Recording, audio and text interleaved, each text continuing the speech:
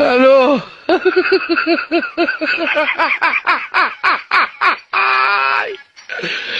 ওরা কেন?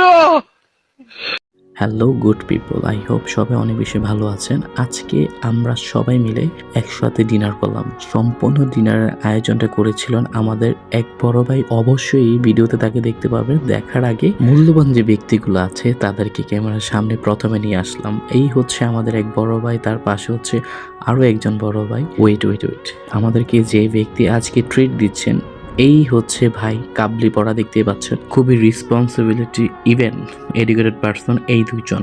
অবশ্যই তারা বসে বসে চিন্তা করতেছেন সবাইকে কিভাবে একসঙ্গে বসানো যায়।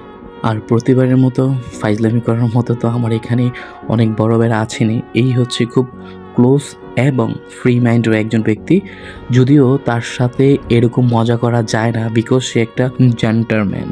অনেকটাই রসিকতা আছে ওনার মধ্যে, তার পাশাপাশি রসিকতায় ভরপুর হচ্ছে আমাদের এই বড় ভাই। খুবই মজা এবং এনজয়ের মাধ্যমে আজকের এই ডিনারটা আমরা সবাই সম্পূর্ণ করলাম। আজকে আমরা এখানে কিন্তু অলমোস্ট 15 থেকে 16 না 18 জন হবে আমরা একসাথে বসে ডিনার করেছি। এট ফার্স্ট এটাই প্রথম আমাদের সবাই একত্রবোধ হওয়ার। দেখুন সবার ক্ষুধায় চেহারা কি হয়ে যাচ্ছে। আরে বেচারার চেহারাটা লাল হয়ে গেছে। না, এটা তো কালো হয়ে গেছে চেহারা।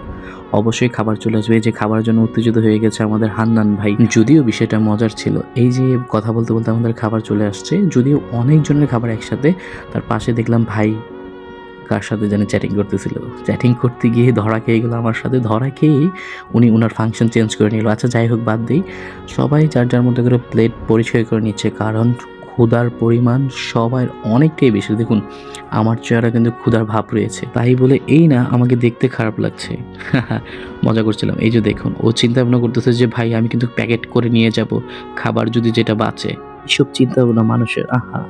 খাবার আস্তে আস্তে লেট হচ্ছে বিদায় ওরা খেলাতেও আত্মহারা হয়ে গেছে। খেলতে খেলতে খাবার চলে আসলো। ওয়াও, কালারটা দেখছেন। কাচ্চি ভাইয়ের এই হচ্ছে মোস্ট একটা ইম্পর্টেন্ট থিং, সেটা হচ্ছে ওরা প্রত্যেকটা কাচ্চি, হ্যাঁ কাচ্চি তো খেলাম, হ্যাঁ এটা তো কাচ্চি। কাচ্চি না এটা? হ্যাঁ কাচ্চি। খাবারের সময় ডিস্টার্ব করাটা কি আসলে ঠিক? যদিও আমি যেখানে থাকি ডিস্টার্ব তো অলমোস্ট হবেই। ভাই বলতেছে যে তুমি ভিডিও করে এক জায়গায় এডিট করে বসিয়ে দাও, আর এক জায়গায় তোমার সাথে কিন্তু ভিডিওতে আসা যাবে না। আমি বলছি না ভাই, আজকে সিম্পল তরিকাতে রাখবো। এই হচ্ছে আরেক বড় ভাই খুবই উত্তেজিত হয়ে গেছে খাবারের জন্য। সবাই পেয়েছে, ওনারা দুজন পাননি। প্লাস হচ্ছে এই যে আরও একজন। আর হ্যাঁ বলতে ভুলে গেছি, আমাদের ট্রেনার সবার কিন্তু ক্ষুধা কম লাগে নাই। ওয়াও, আমার সামনেও খাবার চলে আসলো। এখন কি আর ভয়েস দেওয়া যায়? খেয়ে নিতে হবে, যদিও অনেক লেট হয়ে গেছে।